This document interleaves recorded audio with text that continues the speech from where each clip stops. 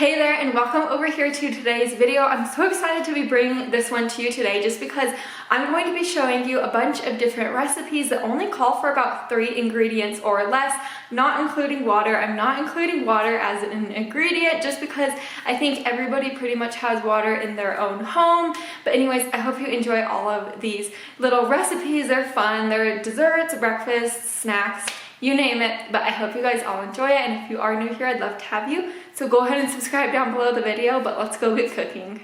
Since it is pumpkin season, I did want to start with these pumpkin chocolate chip cookies. Pumpkin chocolate chip cookies have to be one of my favorite cookies of all time, just because I never really have them all year until fall. I don't know why, I need to make them more, but anyways, for this recipe, you're going to want to start with 1 box of spice cake mix, and you're going to want to sift it into a medium-sized bowl. Now that we have our spice cake mix into our bowl, I'm going to be adding 1 15-ounce can of pumpkin puree. You want to make sure this is not the pumpkin pie filling. You just want to make sure it's the pure pumpkin puree. So I just added that to my bowl, and I'm just going to beat it up with my electric mixer, or you could use a whisk or a large spoon.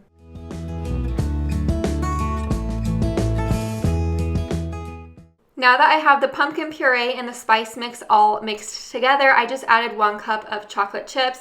These are just semi-sweet chocolate chips. You could add raisins or anything you like in your cookies, but I personally love pumpkin chocolate chip cookies, so that's what I did. But now over to my parchment-lined cookie sheet, I'm just scooping some of this mixture out, and then I topped it with some more semi-sweet chocolate chips on top. That's mainly for looks, just to make it look a little nicer. I just popped this in the oven on 350 degrees for about 13 to 16 minutes. Here they are out of the oven, completely cooled and on my cutting board. Anyways, these came out so yummy. We loved them. I was thinking these cookies would be great for like holiday parties, Halloween, fall parties, anything like that, just because it's such a simple recipe, but yet these are absolutely amazing. Now I'm going to be showing you this recipe for some super simple banana pancakes. I especially like to make these pancakes for my daughter Brinley. It's just a really great healthy recipe. So into this medium-sized bowl, I have 2 bananas, and I'm going to be mashing these bananas up to the best of my ability. And then right into this bowl, I'm going to be adding 2 eggs. I really like this recipe because you could double it easily and you could half it easily. But now that I added our eggs in there, I'm just going to whisk these eggs right in and get these ingredients incorporated.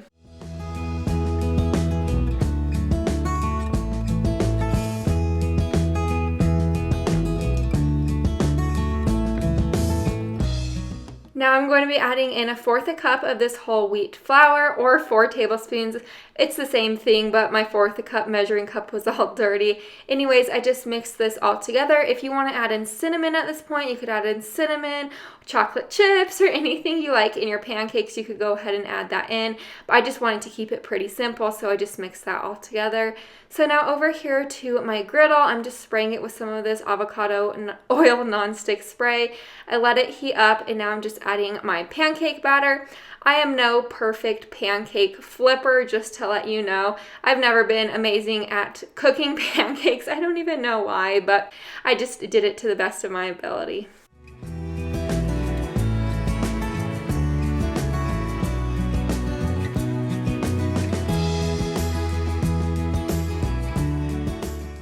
Now that my pancakes are all cooked through, I just removed them to my wire rack, and I just started to let them cool down. The reason I'm doing this is just because I made these as freezer pancakes. Actually, I like to make a few pancakes like this and stick them in my freezer for the next couple weeks for my daughter Brinley. So it's just a really simple, easy breakfast that I could just warm up pretty quickly. But here they are, ready to go in the freezer, and they're super delicious. Now we're officially going to be making these peanut butter cookies. When I was a kid, my mom used to make peanut butter cookies all of the time. So this really was comfort food to me, I guess I should say. But I just added 1 cup of this sugar into my bowl along with 1 cup of peanut butter. You could add any type of peanut butter you have on hand or any type that you like. Next thing you're going to be adding is 1 egg, and seriously, that is it. That's all you do. You're just going to mix all of these ingredients together. If you like anything else in your peanut butter cookies, like M&Ms or chocolate chips. You could definitely also add M&Ms or chocolate chips in, but I did want to keep these pretty simple, so I didn't add anything like that in.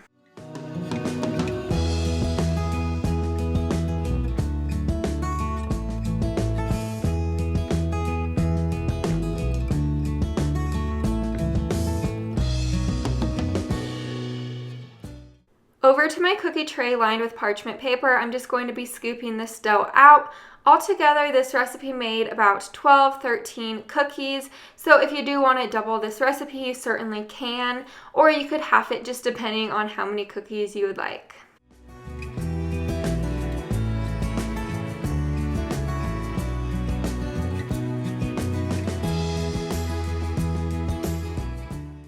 Before I toss these cookies in my oven to bake, I'm just going to be getting my fork and I'm going to press down on each side like this to make the traditional peanut butter cookie look.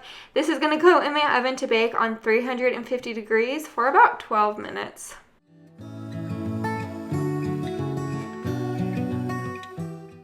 Here are my cookies out of the oven. These came out really delicious. I think you should give them a try, especially if you're new to baking or anything of that nature. This is a really good fail-proof recipe I think you'd like. Now I'm going to be showing you this really fun way to make some homemade pretzel bites. So to my large pot, I'm just adding about 4 cups of some water. I let this get up to a gentle boil. Now I'm adding 2 teaspoons of baking soda. And now I'm going to let that continue to gentle boil. And now over here to my cutting board, I have my pre-made pizza dough. I just got it from the refrigerated section of the grocery store. Any type of pre-made pizza dough will work though. So now I'm just going to be rolling it out into kind of like a snake shape, and I'm just going to be cutting it into smaller sized pizza bites just like this.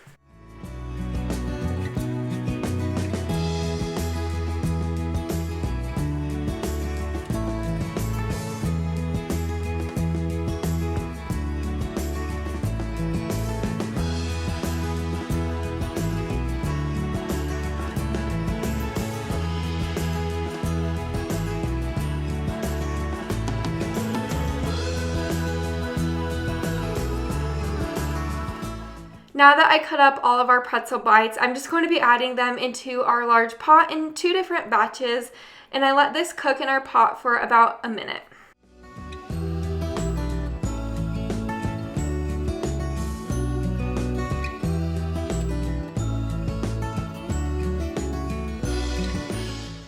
Now that that 1 minute time is up, I'm just going to be removing our pretzel bites with a slotted spoon over to our parchment paper lined cookie sheet, and I'm just going to be sprinkling a little bit of kosher salt on top of these, and then I'm going to stick this into my oven to bake on 425 degrees for about 12 minutes or until they are golden brown just like this.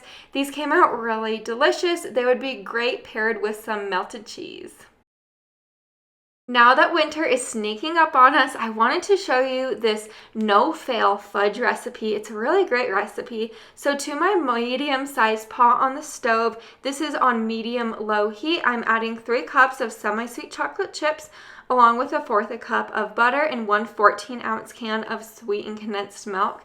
And I'm just going to stir this very often and let these ingredients melt down together. It took me about 7 minutes, but you want to make sure that chocolate doesn't burn and nothing burns.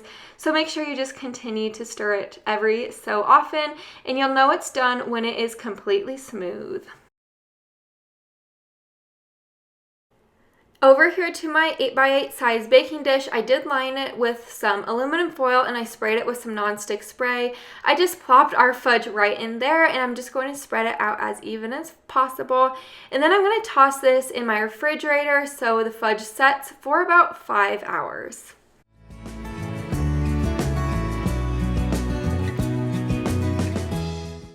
Here's my fudge out of the fridge. About 5 hours later, it is completely set. So I just removed it from my 8x8 baking dish, and now I'm just going to peel off the aluminum foil, and I'm just going to begin to cut this up. I chose to cut it up into smaller squares just because I like to have it as smaller squares so I don't eat as much, but cut it up to whatever size you like.